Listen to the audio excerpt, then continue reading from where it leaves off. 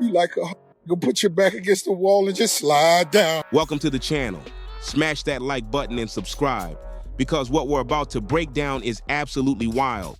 Things just got wild. New court records might have exposed Big Meech as the real snitch in the Cuffy case. And guess what? 50 Cent is not holding back. He's straight up going after Meech over these explosive snitching claims. These leaked affidavits spell out Meech's full role in the case, word for word. But Meech, he's not backing down. He's standing firm, insisting there's no real evidence tying him to any kind of snitching. None. We're diving headfirst into the heat, breaking down every single accusation, the court docs, and all the jaw-dropping details behind this messy feud. He's privileged to what's called the affidavit in support of the wiretaps. Okay. It's like 3 affidavits. In those affidavits, it tells Meech's full. In this video, 50 Cent is calling Big Meech a rat, and the snitching drama is taking center stage, completely overshadowing the headlines from last October when Meech got that early prison release. And here's where it gets even messier. Meech's longtime friend and ex-business partner, Dion Gatling, better known as Cuffy, came out swinging just 2 days after Meech walked out of prison. He says Meech ratted him out just to shave time off his own sentence. Cuffy's not holding his tongue either. He's saying, Meech flipped on me to save himself.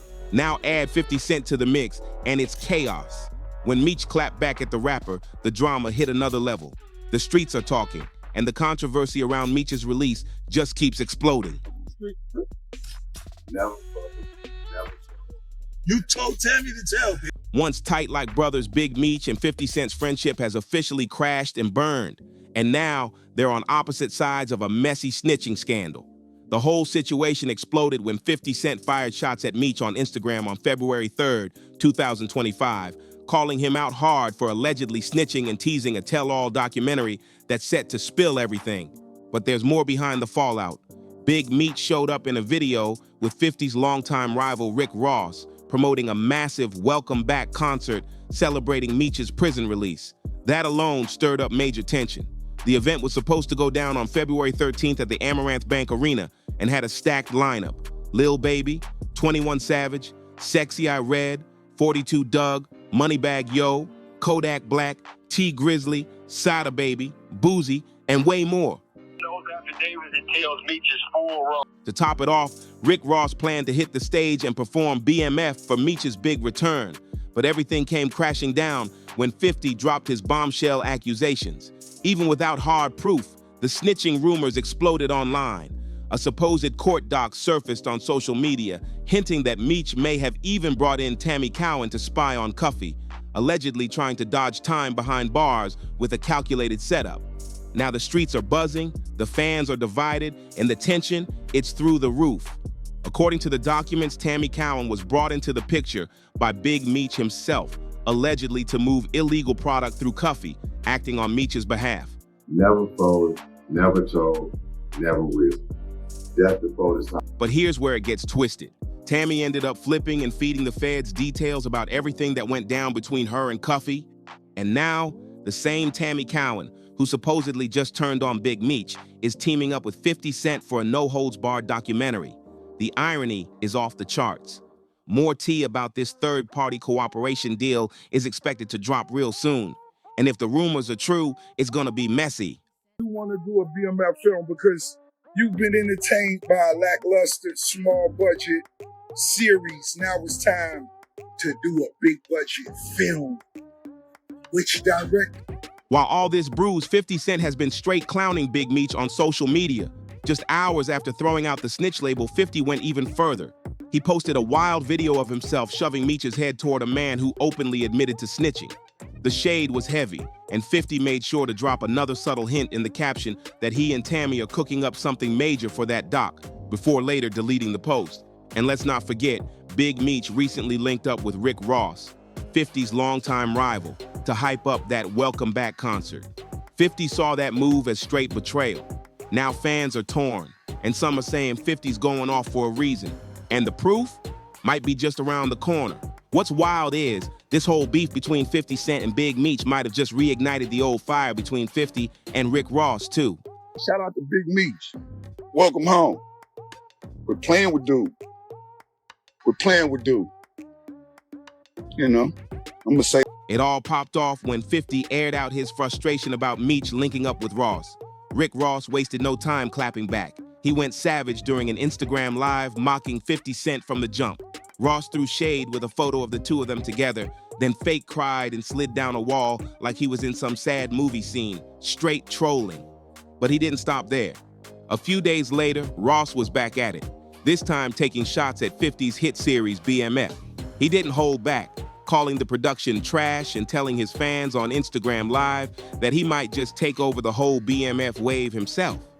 And Ross wasn't bluffing. He started name-dropping major Hollywood powerhouses like Quentin Tarantino, Antoine Fuqua, and F. Gary Gray as possible collabs for his own version of the BMF story.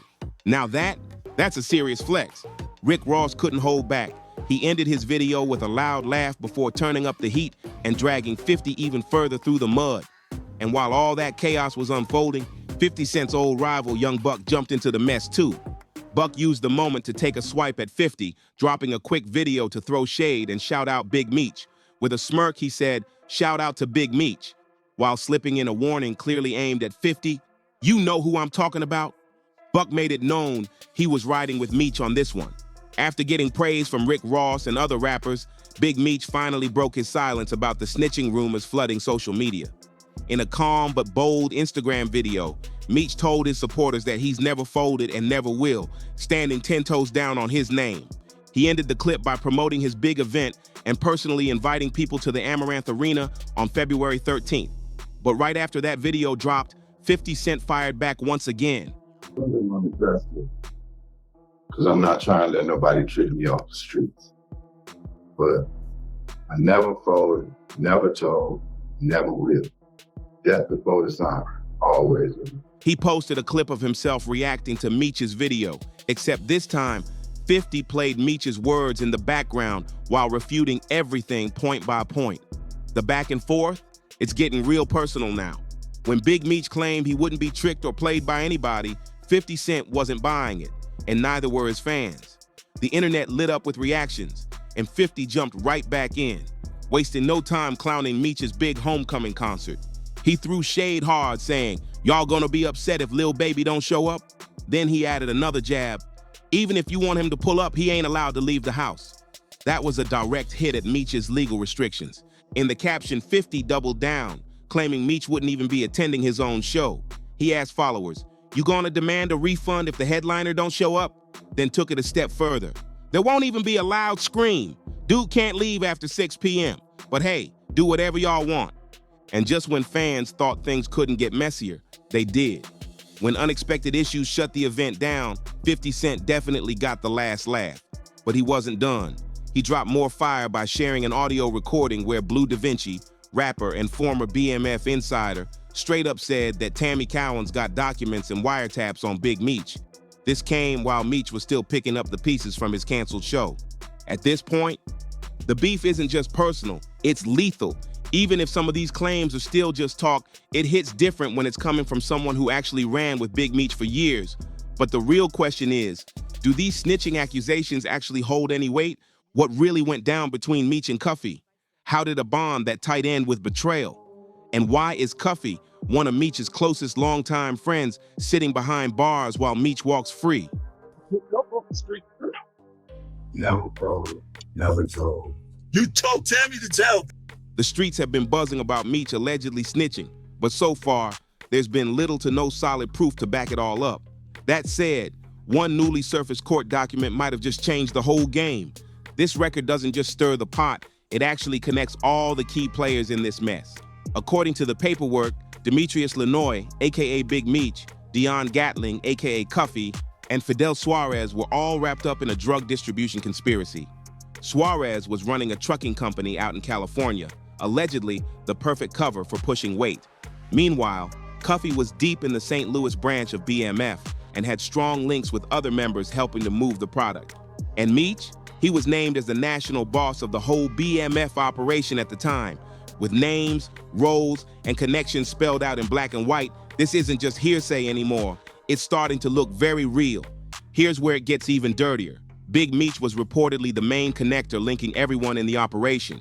And according to court docs, he also introduced them to someone else only listed as CS1. Things went next level when an audio recording of Cuffy's daughter, Tamara Lene Gatling, popped up on X, formerly Twitter, and she went all in. Privileged to what's called the affidavit in support of the Wildcats. Okay. It's like 3 affidavits. In those affidavits, it tells Meech's full. In the clip, Tamara boldly accused Big Meech's wife of helping arrange a deal that got her father a heavier sentence so that Meech could benefit. This whole alleged third-party cooperation pact is setting social media on fire. Tamara didn't hold back. She said Meech and her dad were tight for over 30 years, and their families were so close that this betrayal cut deep. She made it clear, Meech switching up on someone who was basically like family, that hit different. According to Tamara, back in 2011, Meech came to Cuffy with the idea of turning the BMF story into a film. Right around the same time, he introduced him to Tammy Cowins. And here's the kicker. Cowins had Meech's power of attorney while he was locked up, and she also helped handle his affairs, including major life decisions. I'm making this recording in regards to my dad. He's Dion Gatling. Most people know him as Cuffy. But I wanted to make this recording so I can shed light on some facts. My dad was set up by one of his best friends, which is Demetrius Flannery, also known as Big Meech. So now fans are asking, was this all business or part of a bigger setup? So here's the deal. Tammy Cowins was basically the middle woman for every single interaction Cuffy had with Big Meech and the crew. According to Tamara, when Cuffy got locked up in 2014, he quickly realized something wasn't right. The feds had way too much inside info, stuff only one person could have possibly known. And Tamara didn't mince words. She said that person was Tammy Cowins. For context, the discovery Tamara mentioned is the pile of evidence the prosecution shares when they're about to take someone down.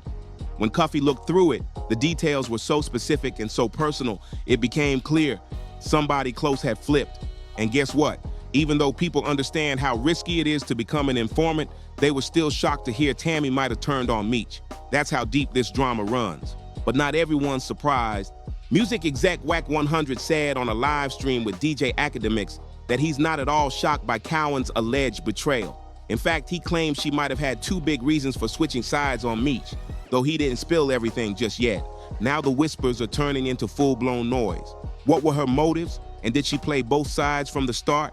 It almost felt inevitable. Tammy Cowins had been Meech's right hand for years while he was locked up, so when he finally got out and reunited with his baby mama, folks figured she'd eventually spill everything to someone. And that someone was 50 Cent. And trust, 50 had been ready for it, according to Wack 100. My dad received the discovery. He knew exactly who CS1 was, and he told me and my mom that it was Tammy Cowins. 50 Cent had been preparing for this moment, collecting receipts in case Meech ever flipped or turned shady. And the day Meech publicly linked up with Rick Ross, 50's arch rival, that was the moment everything blew wide open. The past few weeks have gone completely left. Social media is in full meltdown mode. Celebs, fans, and insiders are all weighing in, and no one can agree on what's really going down. Some people are riding for Meech, saying there's no solid reason to believe he snitched, especially if Tammy Cowins acted on her own. But others are convinced that Meech used her to protect himself, and they're calling him out as unworthy of the respect he once held. And then there's Cuffy. Despite catching heat from some of Meech's loyal fans, Cuffy isn't staying silent. He's still out here speaking his truth, making sure the world knows his side of what happened and refusing to get drowned out by the noise. Earlier in February, while still locked up, Cuffy jumped on a live call with Blue Da Vinci to clear the air and explain exactly what went down. He didn't hold anything back, laying out the full story behind the alleged third-party cooperation deal and how it all spiraled out of control. Cuffy broke it all down, how the plan was supposed to work, who was involved, and what went sideways. Then Blue Da Vinci hit him with a real question. If Meech really cooperated, why did he still end up doing all that time? That's when things took another turn. Cuffy claimed that Tammy Cowins, the same woman tied to the whole snitching setup, was allegedly having an affair with a DEA agent named Keith Cromer, who happened to be her original handler. According to Cuffy, that messy relationship ended up backfiring and ruined any deal Meech might have had on the table. In the end, Meech never got that time cut. Cuffy said the situation tainted the case so badly it left everyone involved worse off. Meanwhile, Cuffy himself was staring down 2 murder charges, but ended up pleading guilty to 2 gun-related offenses to get the murder counts dropped. Still, in May 2019, he was hit with a 27-year sentence. U.S. Attorney Jeff Jensen even made it official in a press release at the time, stamping Cuffy's fate in ink. Cuffy Gatling was painted as a serious threat. Prosecutors claimed he targeted 2 people who knew too much about his criminal moves, calling it an attack on the very core of the justice system. What he did was called a third-party cooperation. So Tammy Cowins signed up to be a DEA informant to give Demetrius Flannery a time cut, plain and simple. Then there's Special Agent Keith Cromer, the DEA handler tied to Tammy Cowins. He admitted to having an affair with her, but tried to downplay it, saying there was no sex involved and denying he ever faked documents. Still, the heat caught up with him. After the investigation, Cromer was fired for his role in the scandal and questionable $212,000 payments tied to Cowins. Meanwhile, on June 14, 2021, Big Meech had a rare moment of celebration. While Cuffy sat in his prison cell, U.S. District Judge David M. Lawson agreed to shave 3 years off Meech's sentence. That decision sparked fresh waves of outrage and suspicion about how things were really moving behind the scenes. And 50 Cent, he wasn't letting anything slide. He caught wind of Boozie's comments and clapped back in a now-deleted Instagram post. In the clip, 50 played a video of Boozie getting emotional and added, "I did more for Meech than anybody in his life, Boozie. That's why he said what he said." This was all fired off after 50 publicly claimed he had to send Lil Meech, Big Meech's son, to rehab during BMF filming due to drug issues, and the drama just keeps stacking up. 50 Cent didn't stop there. He took it even further, hinting that Big Meech may have actually encouraged his son's wild spending and drug use out of jealousy. According to 50, while Meech was locked up, he couldn't stand the tight bond forming between Lil Meech and 50 on the outside. And when it came time to throw numbers around, 50 dropped a bomb. He claimed that during Big Meech's incarceration, the BMF series brought millions into the Flannery family's pockets. But more specifically, 50 said he personally put up $5 million that helped boost their earnings. Then he alleged Lil Meech went and blew through the entire bag before his father even came home. It didn't stop there. 50 Cent also called out Big Meech for rocking Lil Meech's jewelry, accusing him of trying too hard to stay relevant in a game that's changed since he left. Though 50 has cooled off a little since Meech's Welcome Home concert got canceled right before Valentine's Day, he still managed to sneak in a cryptic Instagram post. The message, "Don't push me, I'm calm now, but my show got canceled too." Sounds like a warning if you ask me. Big Meech, on the other hand, has mostly stayed silent. But let's be real, it doesn't take much to get 50 Cent back in full attack mode. And with that explosive documentary still in the works, everyone's on edge, waiting to see what dark secrets might get aired out next. So what do you think is really going on behind the scenes? Drop a comment below, smash that like button, share this video with your people, and don't forget to subscribe for more fire content just like this. Catch y'all in the next one.